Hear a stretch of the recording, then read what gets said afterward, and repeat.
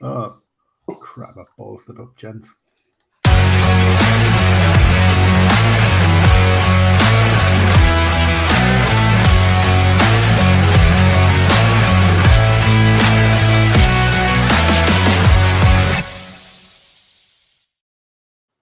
Good evening, welcome to They Think It's All Over with a very highly professional start by me. This is your weekly football podcast from the writers of football things and don't know stuff and all that. How are we doing, lads? Good, mate, you? Yeah, not bad. You want to do your own intros this week? I'm sick of telling everyone who you are, and I keep saying I'm supposed to Liverpool. So. I'm Ash, I support Newcastle. To go clockwise around the board. I don't know if we're all on the same spot. Am I next? Yeah? You're next. Well, I'm Liam. I'm paying homage to Roy Keane today. The GOAT. It was a quote the other day. He was brilliant, wasn't he? I'm Andy. I support Liverpool. Outstanding work. It's like, who wants to be a millionaire? I'm Chris and I'm from Gloucestershire. We'll restart this. Let's stop this. Not do how we get again. It's all right. We're on the bit that nobody watches. Anyway, what were we up to this week? We're not going to do score prediction things this week because we do it on our Sunday show now, which is nice. Well, if you missed it, fuck you. Fucking hell, creepy. Last week he told them all not to subscribe, and now he's telling them all to get it. So yes, if you want to see how we did on our score predictions, it is on the channel on Sundays. The weekend is O-VAR video, and we will do our predictions for this week at the end of this video as usual, and go over them again on Sunday. It means Leeds is going to get missed off, Andy, because you play on Monday, don't you? Yeah, that's all right, isn't it? That's good. We're sparing you the pain and the embarrassment. Yep. So while we're on Leeds, wasn't a happy birthday for you, was it, my friend? It was all right till 2 o'clock. Well, it was all right till 2:44. To be fair, yeah, just two contrasting halves. It was all right the first half, totally in control. There was nowhere, not even in the game. Give away a couple of silly free kicks. I mean, they hit the post, off a corner, but it was a bit of a scrambled one. But we give a free kick just before half time, nodded it in, and the second half, I just don't even know what happened. It's just the worst capitulation I've ever seen from our team. It was awful. Also, the rumours come to light about the scrapping at half time. So I don't know whether that's true or not. There's any rumours, but second half. Well, apparently it was either Rocker, McKennie, or Ayling was all having a bit of a rumble. Yeah. Excuse me. It was a bit of a blaming each other for bits and bobs, and then they got to be dragged apart, apparently. Which, if they'd have showed a bit more of that fight in the second half on the pitch, we wouldn't have been in that position. Do you know what I mean? But to be fair to Roy, he just said, go out there, ping the ball a bit faster. You're better than these on the ball, knocking it around. Give it to Eze, Elise, stroke it about. You'll find gaps. And they did. They found another 4 gaps and scored 4 more goals in the second half, and that's how it went. I mean, I think the first half we had 7 shots on target and none in the second half. And in the first half, they had 1 shot on target and 5 in the second half and scored 4 of them. Jesus so Christ. It was just like Bamford's come out and said it was a freak result, but it happens to teams. You expect it from a City or a Liverpool or an Arsenal, but from someone down there, it's unforgivable for me for fighting down there in a relegation battle, and they come out and do that second half. But in the dates, it is what it is. We move. There's going to be plenty of ups and downs. Just hopefully we could turn it around and put another positive performance in, like the Forest one, because that was a good game. You're quite lucky, really. It didn't damage your league position that much, did it? No, but it's just, again, typical Leeds. Everyone else below us or around us picked up points, or a couple of them picked up some points. The majority of them lost around us. We had a chance to go to 12th. All my pint. It's just Leeds all over. It's like when we always say it, whenever there's a stat, it'll come on at the game and it'll go, oh, this player here, he hasn't scored for 8 years or something. You just go, he's getting one. Yeah. You just know it's going to happen. The form buster. Steve Bruce just like, yeah, I see how you haven't scored for 3 years. Have 6. But it's like you said on the Sunday night one. It's probably jinxed it by saying they had a shot on target for 3 games. Roy watched this and he was like, "Right, you just wait." But yeah, move on swiftly. Anyway, we were shit second half. Moving on then. Everton, how are them? Liam, what have they got this weekend?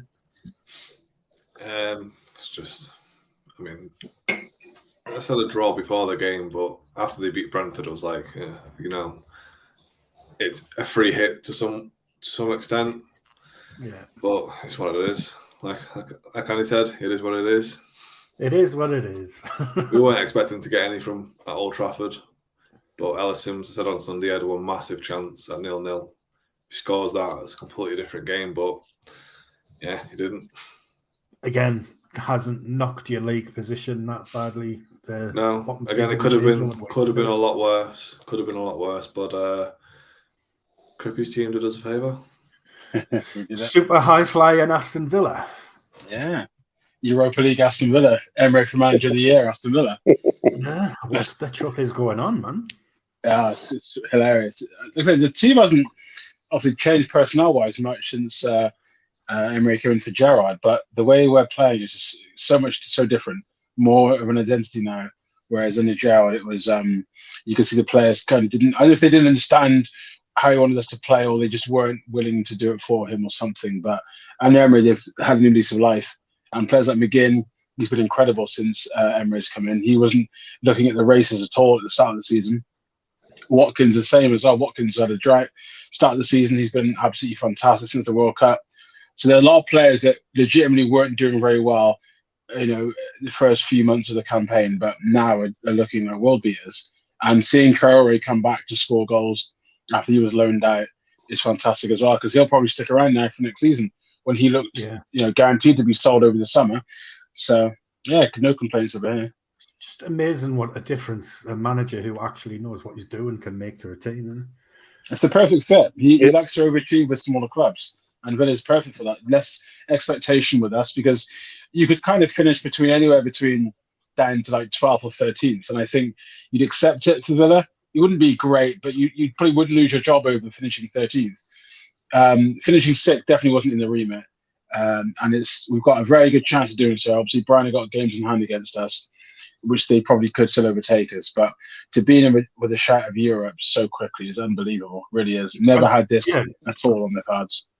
No, considering you were in the relegation battle under Gerrard, and like you said, now you're looking for Europe. It's such a turnaround. Yeah, Emery he's got to be in that manager of the season.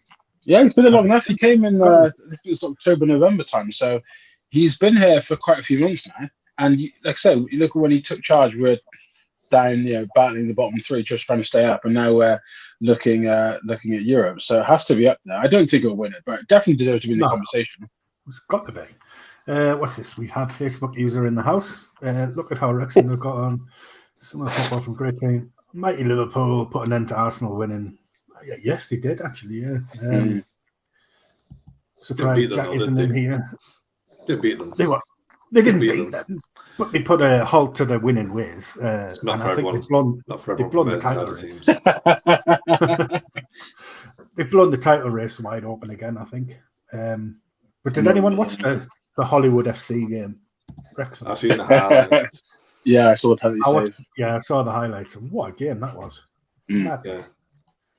But I echo the sentiments of Ryan Reynolds and pretty much everybody else that it's shit how only one team goes up from the National League. When always has been. Notts County and Wrexham on 100 points each. Like, how man? Just fucking let him have it. Yeah, crazy. Like whoever loses out is going to be absolutely devastated after that. Yeah, like a season that they've had. It's harsh.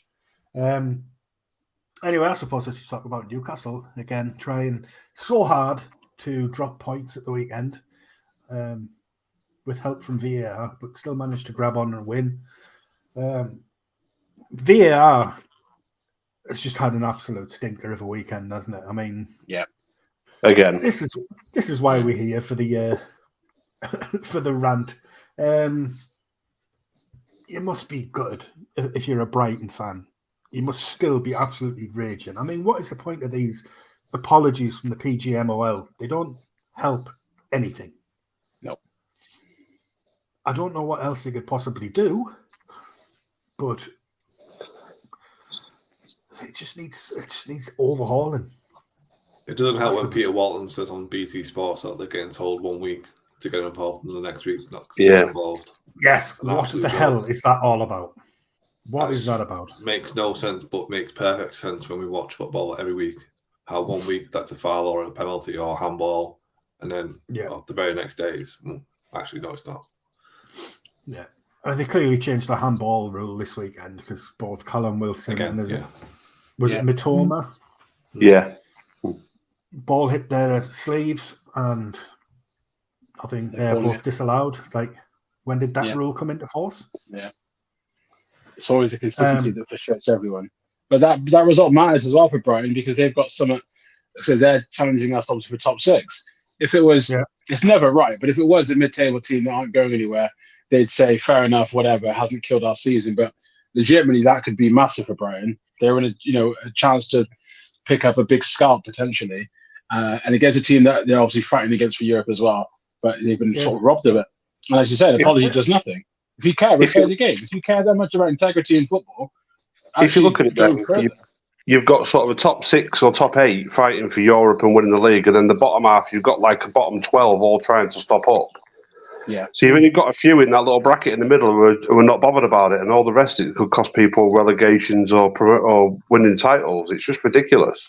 Yeah, that's it. I mean, what now if Tottenham snake into the top 4 at the end of the season above Man United or Newcastle, and it's because of that? Yeah. Because of that game, it's unfair. They can end up with like loads more money than they should have, and another team misses out. 2 penalties and 2 disallowed goals in one game is ridiculous. Absolutely, Kev. Especially considering the second penalty was never a penalty. And if it took them 3.5 minutes to work that out, then it wasn't a clear and obvious error by the referee. Exactly. That's fair. That's fair to say. That is fair to be say. Fair, those stats there, 2 pens and 2 disallowed goals or whatever, are games for me and Liam every week anyway. Fair. We've got a controversial opinion here. Kevin Pryor. Happy that Brighton didn't get the look. It's good for Newcastle. Saw them as a massive threat. I'm not sure about that, but I think it's just Tottenham there in that running. That's the only thing you've got to worry about now. Tottenham and Man United. Yeah. Let's just go back to just humans making the mind up and choosing what to put in the flag up, and the referee having the balls to follow it through when it works. There have been times where it's been very useful, very handy, and it's worked well. But they still need to tighten it up. Like, if they should have a 30-second limit. If they can't make their mind up in 30 seconds, just move on, stick with the ref's call. If it turns out at the end of the game that it was wrong, then do something else. I don't know. Do you see what happened in the Old Firm game? Well, there was a goal disallowed in that, and now the referee's been getting death threats because his details got published online or something. What? Yeah. Alfredo Morelos' goal. Morelos' goal. Yeah, that was right. Absolute joke. That did used to happen, didn't it? I remember fans would turn up at someone's property outside to sort of they wouldn't threaten anything to go in, but I do remember those days of they would sort of turn up, or if a referee was out in public, you'd get a few of them kind of bugging them about the decision. It's like, you got to be careful here because it's like you're harassing, someone that is still doing their job. Yeah, we could talk about bad decision making, but just keep it civil. There are ways to do it rather than because the problem is. They're not politicians like rallying people to go to war. They're just the football referees at the end of the day. They're just people. And it kills the debate, doesn't it? If we go too far with intimidation, they'll then be more set in their ways, not give us our opinion any time of day where we say refereeing has been poor and VAR hasn't helped it. They'll just ignore that because they'll focus on the fans. It's just the fact that people get frustrated, don't they? Because it's costing their team points, important points, and people are obviously frustrated, and that's how it tempers flare, don't they? But at the same time, you need to take a step back and realise it is just a game. Oh, yeah. Yeah. I mean, don't get us wrong, it's a game we all love and we all get passionate and excited about it. And we do go over the top, but it is just a game at the end of the day. Kevin's concerned about Villa at the weekend. Obviously, Crippy isn't. Nice to cry on Saturday afternoon. Yeah. To be fair, this is kind of the game you want now. It's two informed teams, head to head. I think both sets of fans will fancy themselves, and why not? So this should be good. But you know it's going to be boring, don't you? It's going to be cautious. Yeah. It's going to be boring and cautious. It's going to be absolutely naff, but I am nervous. Kev saying Glaswegians do go over the top because of the religious aspects and colours. Yep, absolutely. Different debate for a different channel, that one, I think. And the old firm itself is just highly passionate. Tread lightly on that. All right, then. Let's hand it over to Liam. He's got a point to make about a certain individual who plays for Newcastle. Claire. Well, yeah, and also that parody Twitter account as well, Liam. That's got all the hits. Yeah, that's got all the hits. That went viral, didn't it? So yeah, I'm looking forward to hearing this. I got asked at work today as well. I was like, "Have you seen Newcastle suspended Gordon?" I was like, "No, they've not." He's like, "No, they haven't." I was like, "Oh, mate, come on!" I was like, "Show it me." He went, "Hey, look, it's Newcastle's got the picture." I was like, "Look at that handle." Percy Summit, isn't it? Yeah, and I was like, "Oh, come on, man." It's not even close. But yeah. So what did he come on at half time or something? Came on, during half time, and he was substituted off again in the 95th minute. There was like 2 more kicks left in the game before. But it was his reaction. That's what. Yeah, I mean, he was not a happy bunny. Other than my dislike for him because of his attitude, but that's the reason why I don't like him, because of his attitude. Yeah. And if he's getting subbed from Eddie Howe's point of view or a fan's point of view, was he putting in the effort? Was he chasing back? Because that's the only reason I can see it. Because remember, Moise Keane got subbed off at Old Trafford. He came on in the 80th minute, and Ferguson took him off 2 minutes later. Because, like, I told you to track back. You didn't do it. Get off. Yeah, genius. That the only reason he went off. It could have been anybody. It was just a time wasting move. Yeah, running the clock down, and he was the unlucky one. I don't even think there was anything in it as to why it was him. It was just, let's just get somebody off and somebody on to waste some time. It's just embarrassing, though, isn't it? That's the problem. Managers do have to be selective, because if you bring someone on and haul them off, they brought their family to watch, and it's something they'll get. Someone will take the piss out of people, like, won't it? It is, yeah. Like, beyond career-ending injuries, it's got to be a footballer's worst nightmare. Like, being brought on and then being brought off again. Because you get laughed at, and obviously his reaction shows that he wasn't thinking, "Oh, they're just doing it to run the clock down." He was probably thinking, "Why does it have to be me? Why I just the fans are going to give me grief over this kind of thing." So yeah, and there's that as well. He was holding his ankle at one point, so how was doing it to save him, really. But that's fine. I mean, if he had an injury, it's fine. But then it was his reaction afterwards. It's just like, okay, if you get pissed off, fair enough. But it was so petulant, wasn't it? Literally school children stuff. It was just like, save it for the dressing room. And then Eddie Howe's tried to console him, like, "Oh, come on, don't worry about it." But it's just he's trying to do the line, hasn't he? He could have just, Thoughts and prayers, lads. Thoughts and prayers. We'll come on to that in a minute. Because you also have to think about the media reaction, because when professional players have to, after a game, they cover their mouths so that it can't be read what they're saying. It also is the same with how you're acting. So if you're kicking off at the manager or whatever, you're just going to cause a media story to engulf the next couple of days, aren't you? That's what Newcastle articles are going to be about is Gordon having a feud with Harry and all that kind of stuff. And I know that Harry, of all people, hates stories being leaked from the camp about Newcastle, because there's been so much scrutiny since the takeover. And obviously Gordon as well, the way he left Everton, lots of beef with Everton fans, obviously. So he does need to keep his head down. Yeah, exactly. It does. It proves that he's, as Liam said, a bit petulant sometimes, a bit childlike, which is why he does need to think before he acts sometimes. Just think, I'm annoyed, but I can be annoyed in the dressing room in the right times. I can just say this, not let this blow up into a bigger thing than it needs to be. Because it looks embarrassing on Howe's part as well. It looks like he hasn't got authority, doesn't it, when a player kicks off, when we know Eddie Howe does have authority. So it's also responsibility on the player to just make sure they conduct themselves when they're on camera, and then you can save all that arguing and whatnot for when, behind closed doors kind of thing. And it's as well. You know what our media are like as well. They jump on it straight away, don't they? It'll be all over the back pages as soon as someone does something. Yeah. They'll make it up basically because they don't know Yeah. they don't know what was said.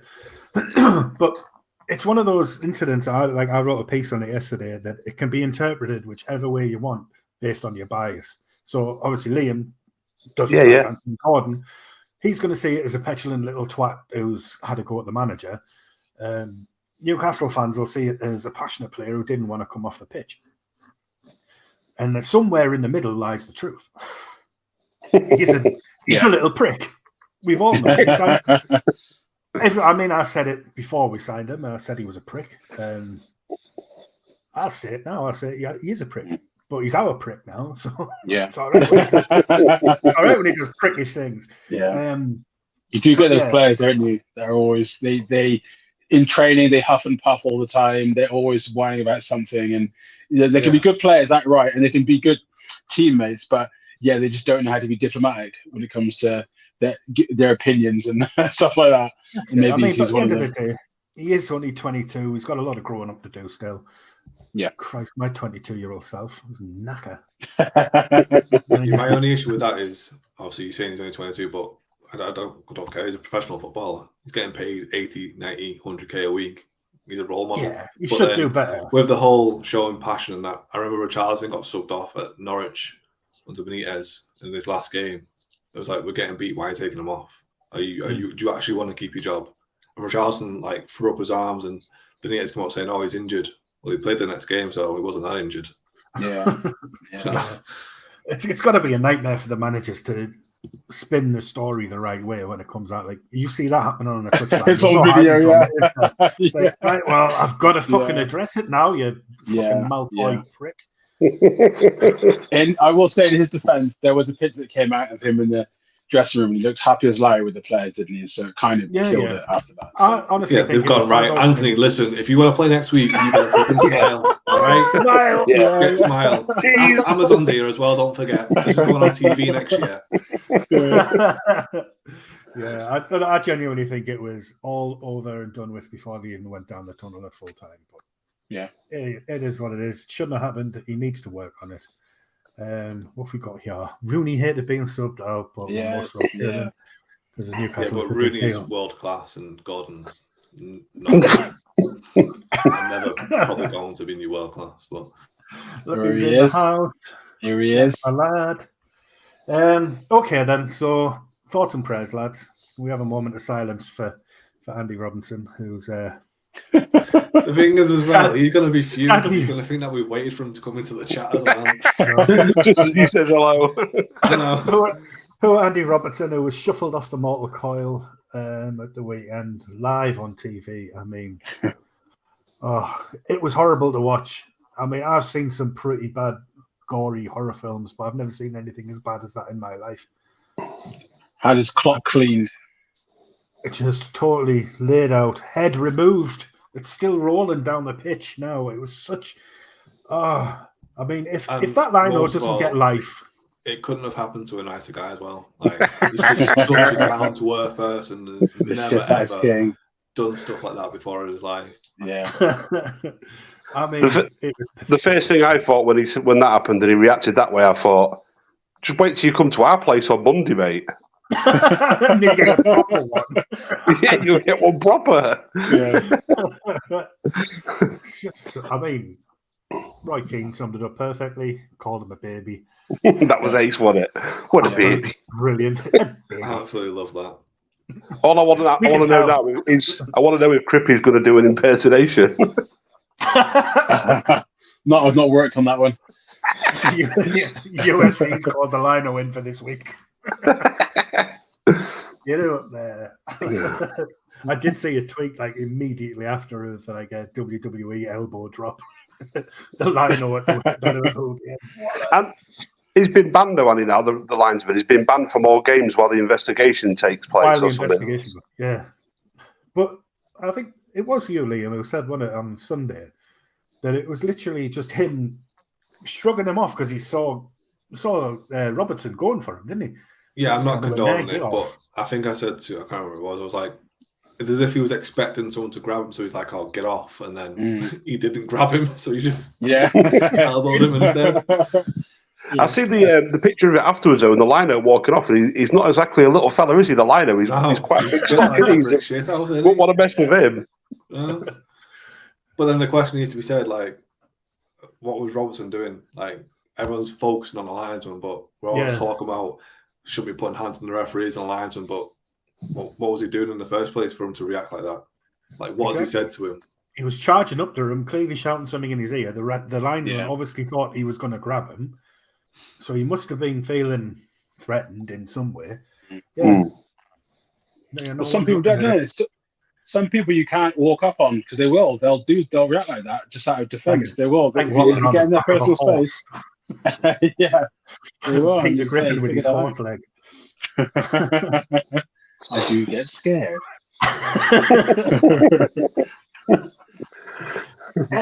What else have we got? Oh, Crippy. You did a video of it there, mate, all on your own. Yeah, I did. Going off. I did. With graphics and all sorts on it. I got a bit frisky. Tell us more about it. Yeah, I wanted to, because obviously Leicester have appointed Dean Smith as manager, which is a weird one, I admit. And Dean Smith is someone I know from Villa days, someone I hold in high regard. Nothing against the man. He got us back to the Premier League, and he's a Villa fan. So it's kind of cool that he got to do that with the club that he loves.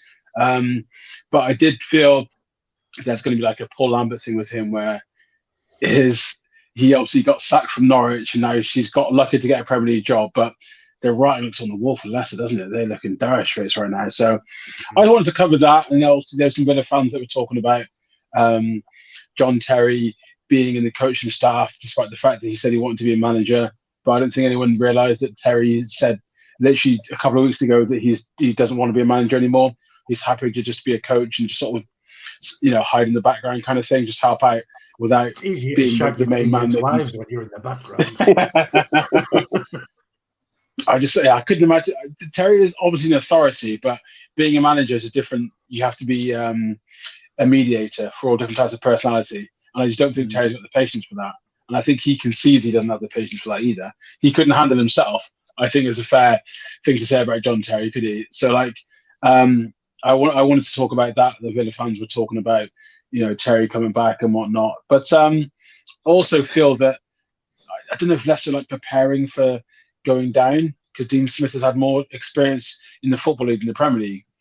He did it with Villa, but he hasn't quite earned the right to call himself a fully fledged Premier League manager yet, I don't think. Because obviously we got rid of him when we started to dwindle in the league as well. So I'm torn on that appointment. I don't know if it's I don't know if it's true, but the rumours on the Twitter sphere is that Jesse Marsh was offered the job and he turned him down. Yeah. Which how shit you have to be for Jesse Marsh to turn you down? I know. Who does he think he is? But he's in with the press, isn't he? He's still reeling over his Leeds loss. He probably still gets paid if he doesn't take another job as well, don't they? If they get severance or whatever. He won something like 1 in 17 when he was us. He was like some sort of competition winner just turning up. You had a good season on Football Manager. Get your silly. Yeah. But you just think to yourself, he turned down Southampton and Leicester. It's like, what's he expecting? Is he going to walk into some sort of Champions League club and be put up on a throne or something? Yeah. I don't know, he's probably seen Lampard and thought, how the fuck has he gone from Chelsea?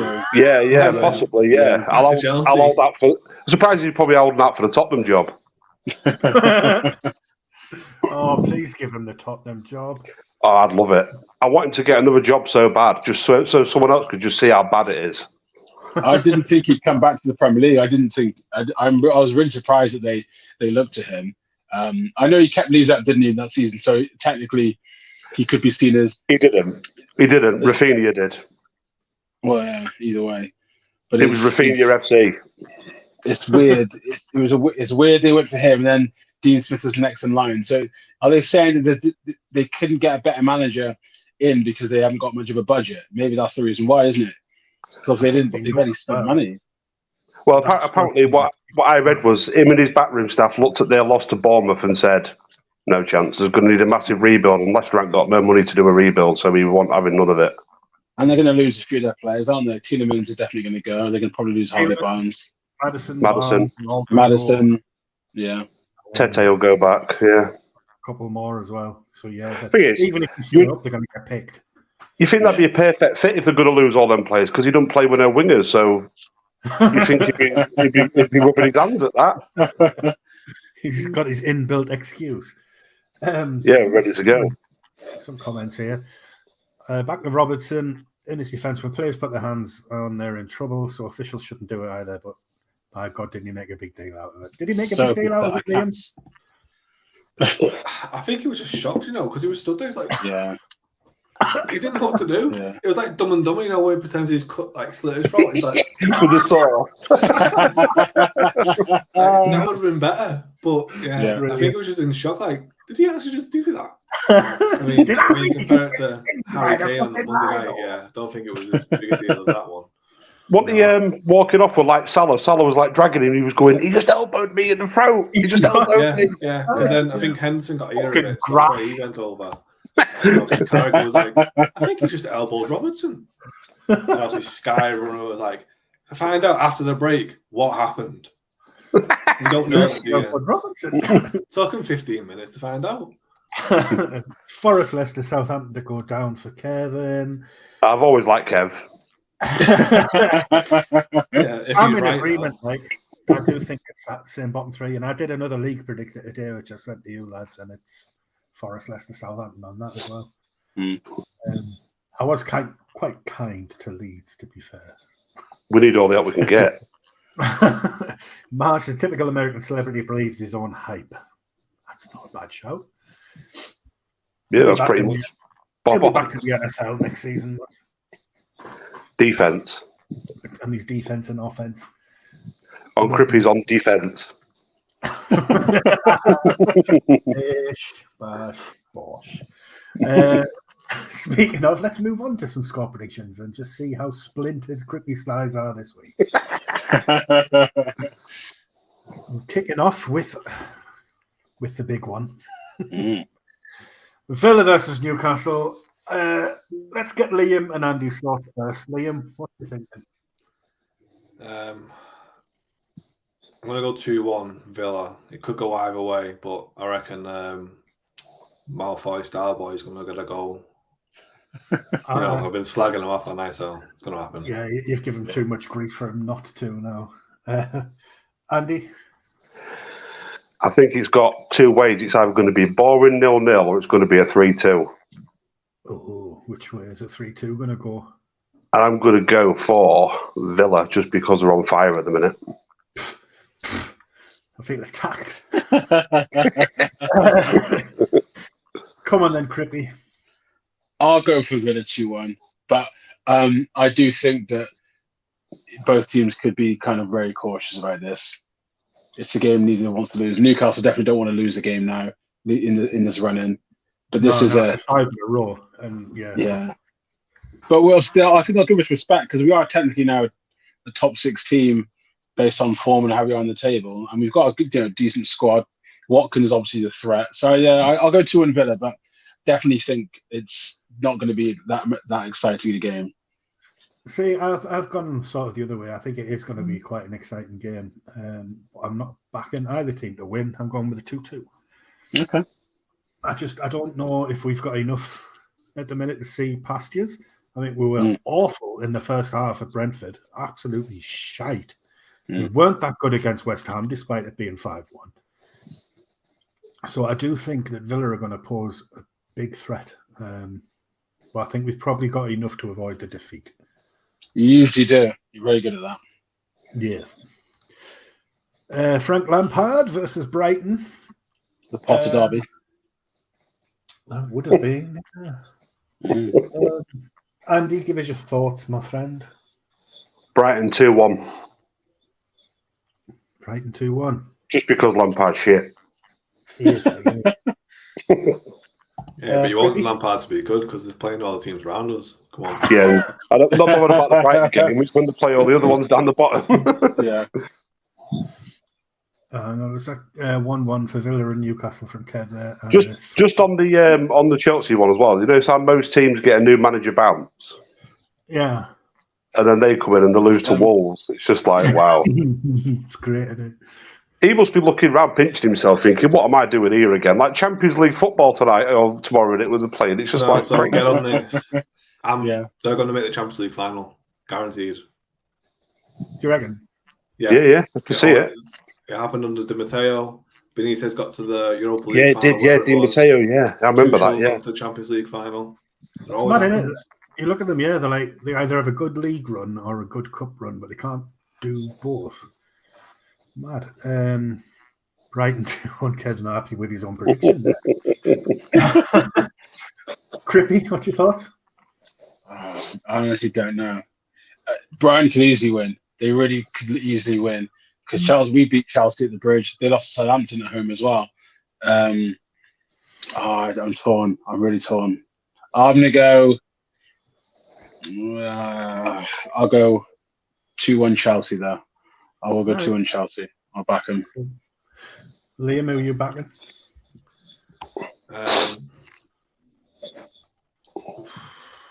Yeah, no. 1-0 Chelsea. Cucurella, as Crippy likes to call him. Cucurella. In the platform. I was just looking then, though. Brighton have got 2 games in hand on yous. So if they win that and you lose, Newcastle, sorry, they got 2 games in hand on Villa as well. They're only a point behind. Yeah. It's in the spirit up too. They could make a late charge. They're still in and around. I've gone the same scoreline as you, Liam. I'm Chelsea 1-0. Don't know. They've got to start picking up at some point. They've got to get points somewhere. Yeah. I don't think I gave them a lot of credit when I did that league predictor earlier on. But they can't score, can they? They can't score, and they've got an awful attack. I don't know what on earth they were thinking. Very low scoring games when they do. Yeah. Everton Fulham. I will kick us off on this one. Sorry, Liam. I'm backing Everton to win. You know what that means, don't you? I'm backing this 2-1 to beat Fulham. I think we said it on Sunday that this has to be a win for you. So fingers crossed. They've got 1 in 5 as well. Fulham, just want to throw that one out there. Yeah, the wheels have come off with Fulham now, haven't they? Totally. Mitrovic as well. Yeah. Oh, what happened to him? Is he injured? Oh, wait, no, he's just banned for the rest of his league. Global ban. Crippy, what's your thoughts? Yeah, 2-1 Everton. Andy? This is definitely a game, he's told him, like, this is it. This is a big one. Early in the season, maybe not, but this is it.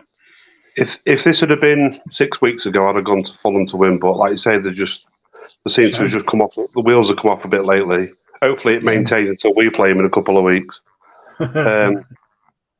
I'm going to go Everton 1-0 because most of their wins have been 1-0, haven't they? Been close games. So Everton 1-0. And Liam. 2-0. Calvert-Lewin's supposed to be back. So score, but I'm going to go with 2-0. Cool. Big, bold statement there. Everton 1-0 from Kevin. Fulham have lost their way a little. Fulham look lost without Mitro. They certainly do. Long may it continue. Southampton versus Uncle Roy's resurgent Palace. Liam. So after Palace absolutely spanked Leeds, I'm going to go with Southampton 1-0. We know what's happening though, don't we? We know what's happening. It happens every week, doesn't it? You start backing people because of one result and they don't follow it up the next week. Andy, you watched, obviously, Palace destroy Leeds. Are they going to destroy Southampton in a similar way? Well, I only saw the last 45 minutes from my fingers like that, so I couldn't really give an honest opinion. But like Liam said, you just know what's going to happen. So the way the bottom is, anything can happen. Nothing would surprise me now. Southampton could win 3 or 4-0 the way the league's going. But I think Palace will sneak it. Palace 2-1 I'll go for. Cool. Crippy? Second that, yeah. Palace 2-1. Palace 2-1. I've got Palace 2-0. Yeah. It's Uncle Roy, man.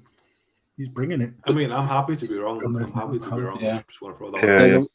Southampton they've got the worst home record in the league, and they conceded more goals at home than any other team.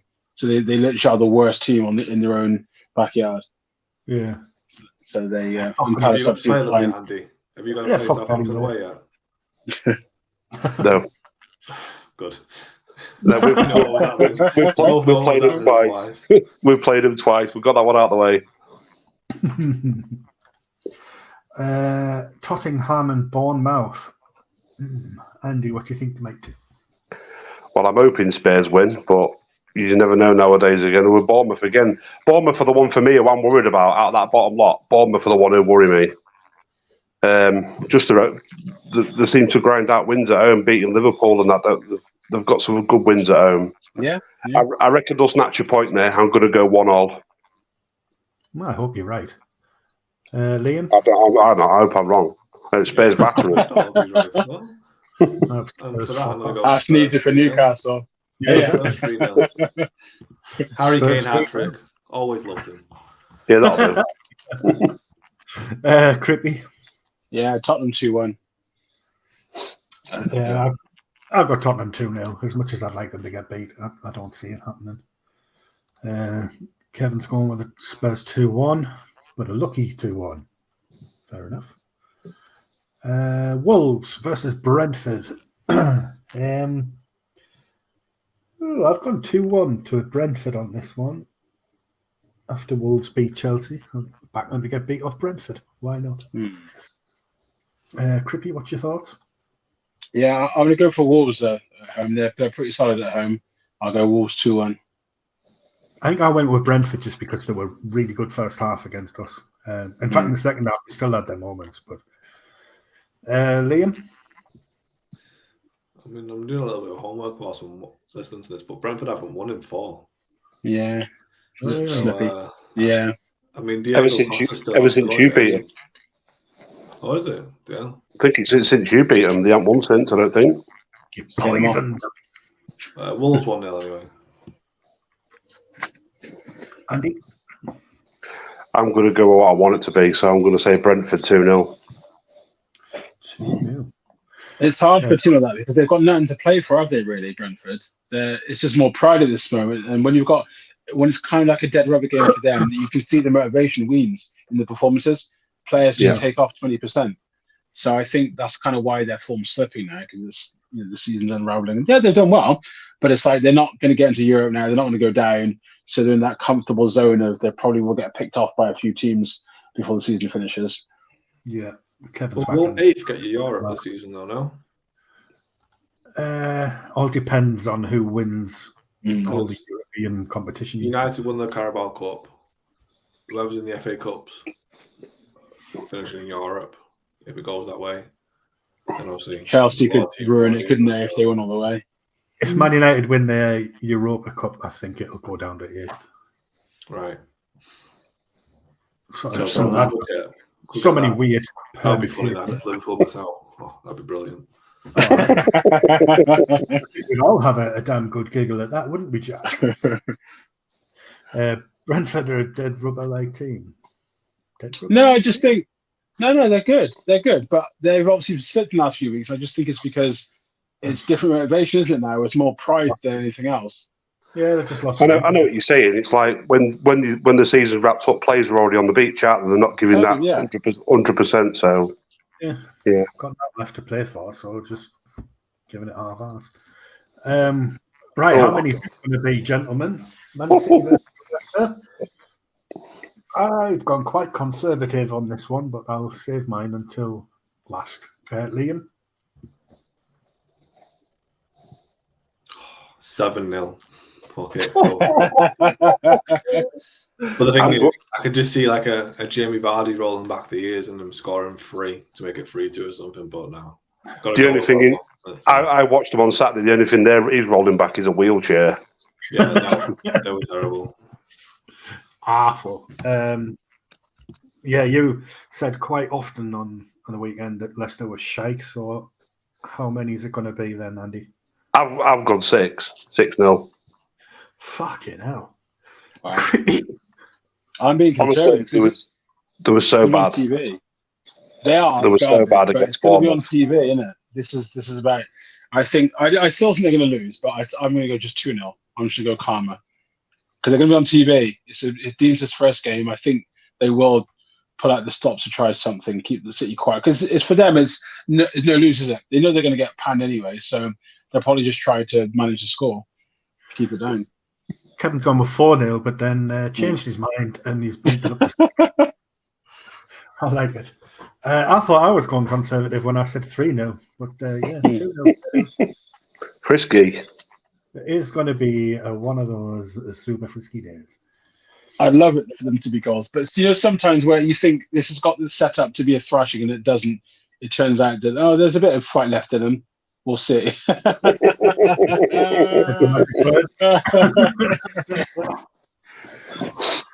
spirit of Keegan. Right, West Ham, Arsenal. Resurgent West Ham. Arsenal have to win this as well. Yeah. What do you think, Crippy? Yeah, I think they will.